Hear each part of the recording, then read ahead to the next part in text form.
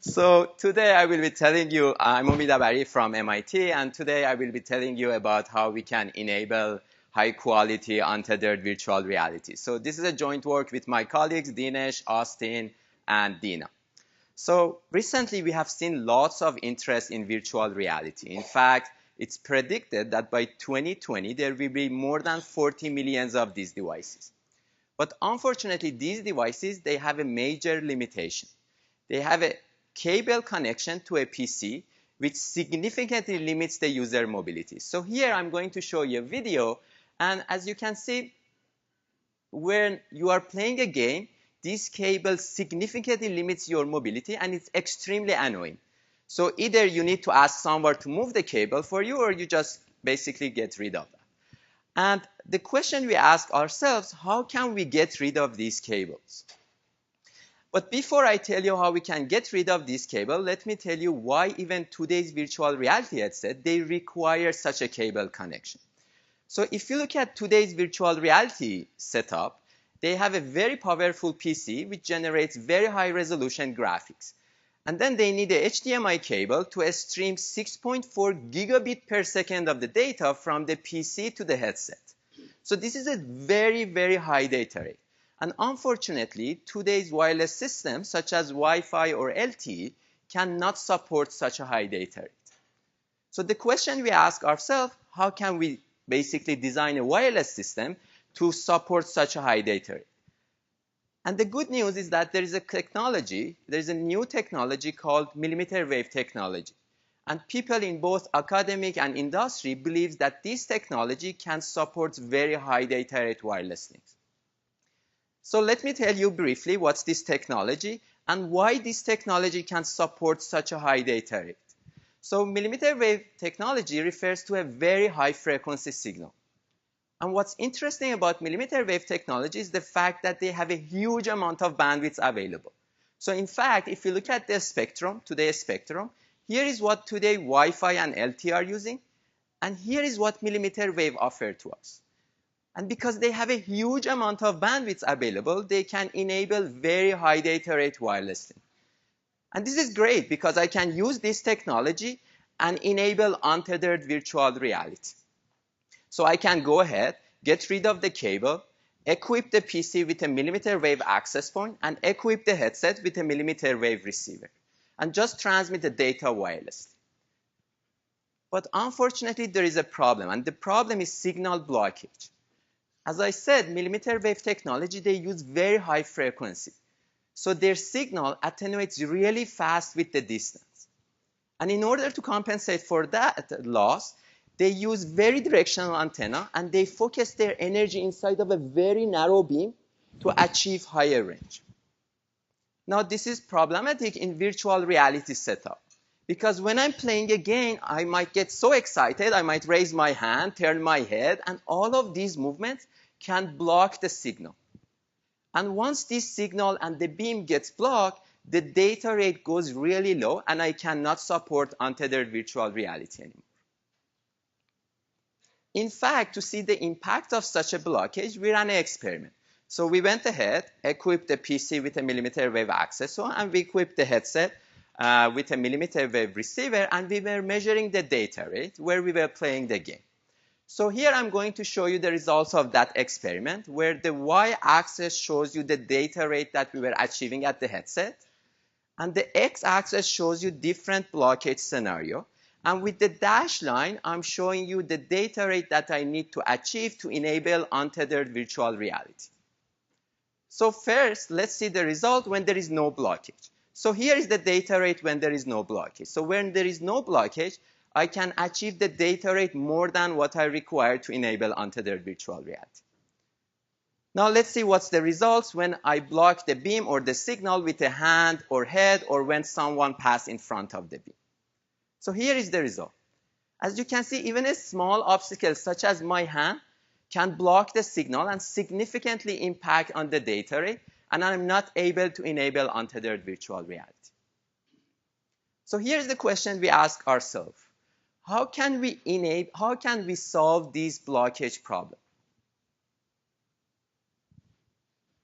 Well, imagine a small device which acts as a millimeter wave mirror. Then I can put this device on the wall. Not only that, it's also self-configurable, which means whenever the blockage is happening, it can get the signal from the AP, reroute it around the blockage, and reflect the signal toward the headset. So that would solve the problem. And this is exactly what we have done. So in the rest of this talk, I will present MoVR, which is a system that enables high-quality untethered virtual reality. And it does that by introducing a new millimeter wave mirror. So in contrast to traditional mirror that always the angle of reflection is equal to the angle of incident, in our mirror you can adjust these angles independent of each other. And this is necessary because I want to get the signal from the AP and reflect it to the headset any position. The other feature is that we can amplify and reflect the signal. Not only I'm reflecting the signal, I'm also amplifying. And this is also necessary because I want to achieve even higher range. And finally, we built and evaluated our mirror in a representative VR gaming setup. So first, let me tell you how we can build such a millimeter wave mirror. So as I already mentioned, millimeter wave technology, they use very high frequency signal. And what's nice, because their wavelengths are very small, their antennas are tiny.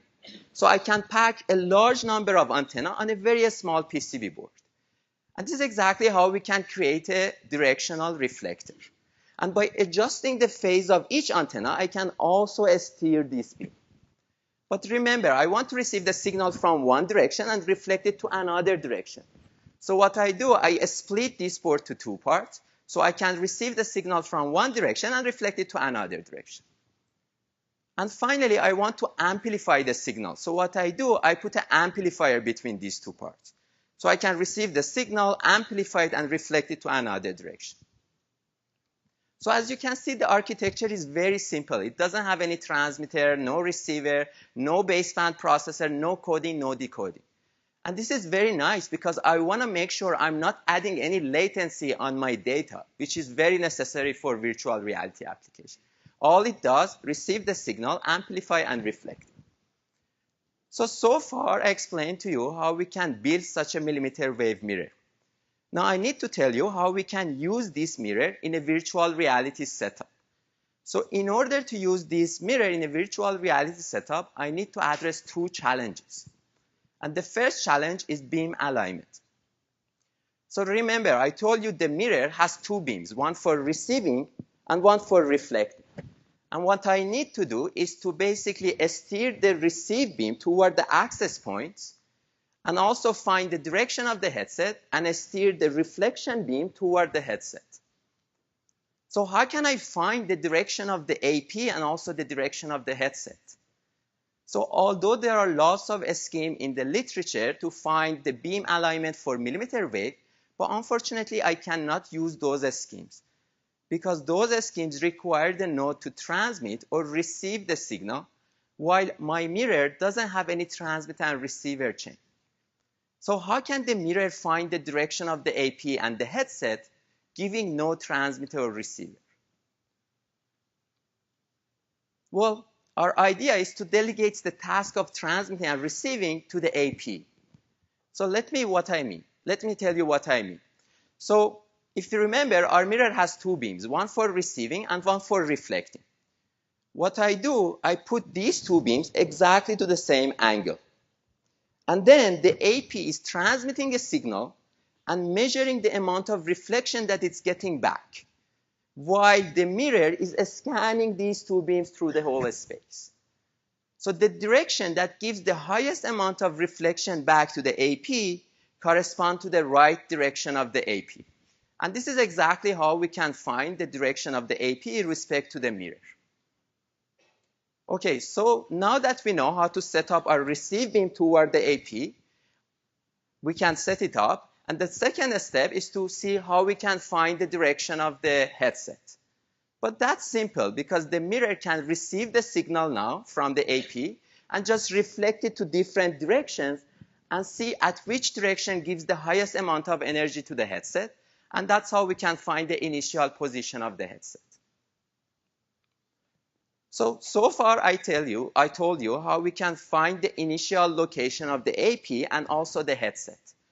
But as I'm playing a game, I'm moving, and I need to make sure that the green beam always tracking the headset. So how can we do that? Well, we found out that the virtual reality headset is already tracking the headset because they need to update the display. So we use those information and track our green beam or the reflection beam toward the headset, and we make sure that we can do that in real time. So far I explained to you how MoVR can find and tracks the beam alignment despite lacking the transmitting and receive chains. So the second challenge is basically how we can amplify and reflect the signal at the same time. Remember, the mirror needs to receive the signal, amplify it, and reflect it at the same time. And this is very challenging because as we are amplifying and reflecting the signal, some part of the signal leaks back to the input of the amplifier, and this leakage can be problematic. Because from control theory, we know when the gain of the amplifier becomes larger than this leakage, the amplifier becomes saturated, and when it becomes saturated, it generates garbage signal, which we don't want.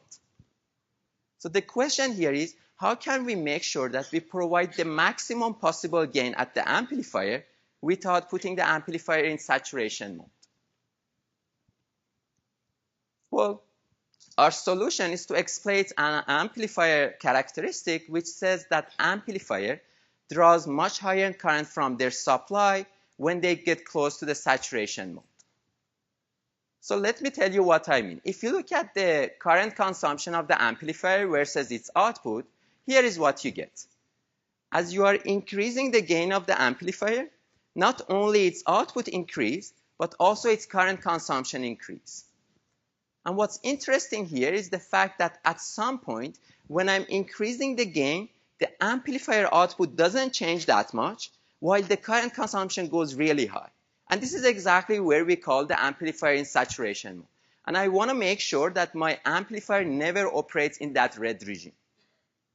Ideally, I would like to work at this point because I can provide the maximum gain without putting the amplifier in saturation mode. So we have an algorithm that monitors the current consumption of the amplifier in real time while it's increasing the gain of the amplifier. And if it sees that the current consumption suddenly goes really high, which means the amplifier went into saturation mode, it decreases the gain and put it in the optimal mode. And this is exactly how we make sure that we can provide always the maximum gain without putting the amplifier in saturation mode. So far I told you how we can design a millimeter wave mirror and how we can address two challenges, which was the first one was the beam alignment, and the second one was basically how to take care of the leakage. Now let's see how our mirror performs in practice. So we built a prototype of our mirror using off-the-shelf component. As you can see on the figure, it's very small and also it's very flat, so you can put one or two on the wall. And we evaluate it using HTC Vive VR headset in a 5 by 5 meter room. In particular, we equipped the PC with a millimeter wave access point. We equipped the headset with a millimeter wave receiver. And we put one of our mirror on the wall. And we tried different location in the room, different position, different orientation, and also different blockage scenario. And the first experiment was to see how accurate we can do the beam alignment process. So here I'm going to show you the results where the y-axis is the estimated angle and the x-axis is the actual angle between these two nodes. And the two nodes can be the mirror access point or the mirror and the headset. So ideally, I would like to be on this red line. Now let's see the results. So here is the result. As you can see, we always estimate the beam alignment within 2 degrees. And 2-degree error is negligible because my beam width is 10 degrees, and having a 2-degree error inside of that beam is not going to impact on the SNR or data rate that much. So the second experiment was to see if we can basically solve the problem of blockage. So remember this plot I showed you, the y-axis was data rate, and the x-axis was different blockage scenario. And with the dashed line, I showed you the required data rate. This is the results when there were no mirror in the environment. Now let's see what's the results when we put a mirror in the environment. So here is the result.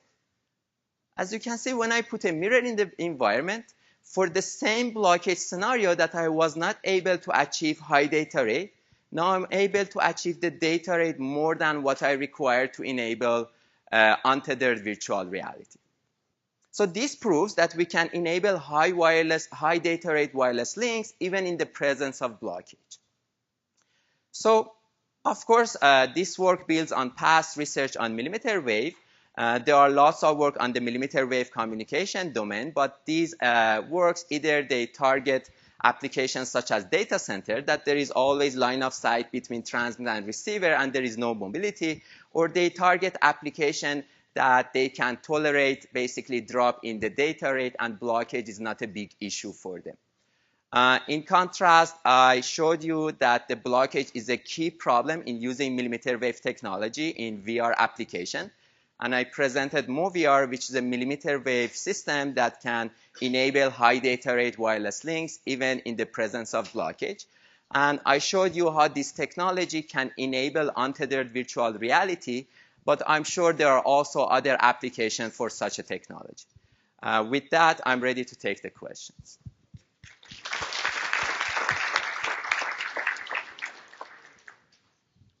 Robert Escriva, Cornell University. Yes. So it's been a while since I played with the radio, but when I was taking my ham radio course, we were really concerned about like RF radiation being dangerous. And it just so happens that millimeter wave seems to correspond to the same frequencies used in my microwave oven. So can you comment on the safety of using this for virtual reality? Because I don't want to put a microwave on my head. So actually, it's very low power. First of all, it's regulated by FCC. And the amount of power it's transmitting, it's less than 10 milliwatts. So it's very low. The reason you use these beams is because the signal attenuates really fast. So you use this beam to compensate for that. But even by using these beams, still the amount of power that you get at each point in the space is lower than your Wi-Fi. So what would be a safe threshold so I know how far below safe we are? Even if you go close to the transmitter, still it's safe. Okay. Yeah. Hi, I am Han Xu from Huawei Technologies. I have two questions. One is, as you mentioned, the VR requires low latency, right? Yes. Several microseconds, for example. I agree that your mirror doesn't induce any latency. However, you require the VR system to report the user's location, right? But Yes. this may introduce. Yes. So we did some experiment and we found out that they can find the location in microseconds. So it's very, very negligible because they are updating the display every 10 milliseconds. And if I am spending 1 microsecond to find the location, it's negligible compared to the 10 milliseconds. Okay, another question is that since VR requires several gigabytes data rate, right? However, your system works on 24G bandwidth. I think it only works in higher than 60 GHz. Sure. So what's the gap between your system from that? So basically here I told you how we can design a mirror to solve the blockage problem. Now you want to work at 24, you can use the same technology. You want to work at 60 gigahertz, you can use the same technology. You even need more bandwidth than this. You can use 2-channel, everything which can be supported by the same technology. So you mean just little modification? Yes, exactly. Okay, exactly.